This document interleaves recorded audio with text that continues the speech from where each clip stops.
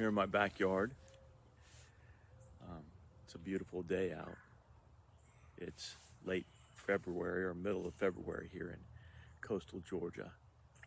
The place I'm sitting in, the reason I'm in my backyard is because this is about the time of year when if I'm going to have a garden, I need to start thinking about doing something to get that started.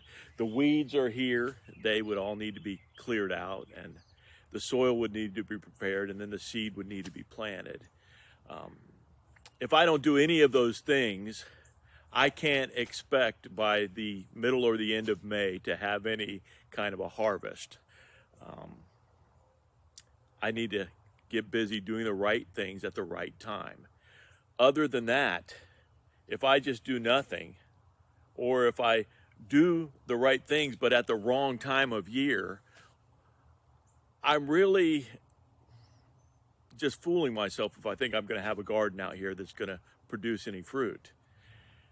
It's just really just wishful thinking. Unless I do the right things at the right time,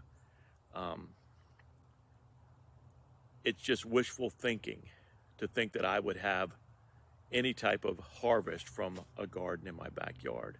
I bring that up because I think there are a lot of Christians who take a wishful thinking approach to their spiritual life and spiritual maturity.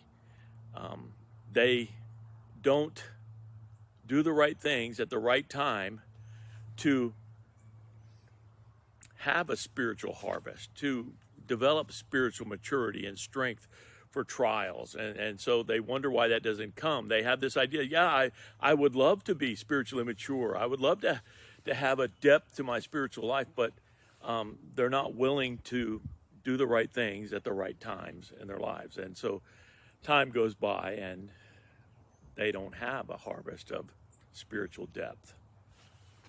It's got me thinking from this passage from Galatians 6. It says, "And let us not grow weary while doing good, for in due season we shall reap if we do not lose heart."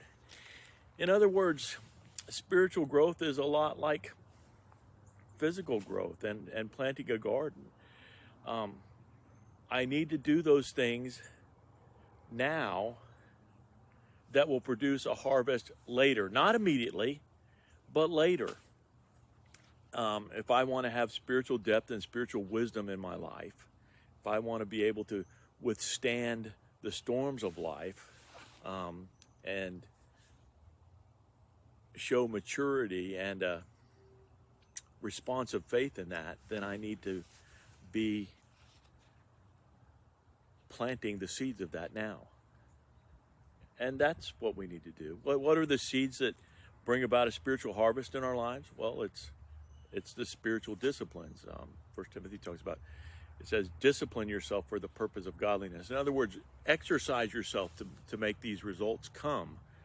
And so some of those things that we need to go ahead and start planting and sowing in our lives would be like regular attendance at a believing Bible teaching church, reading God's word on my own, maybe even memorizing some of it. But then as I read it, I want to start applying it to my life, memorizing God's word, praying,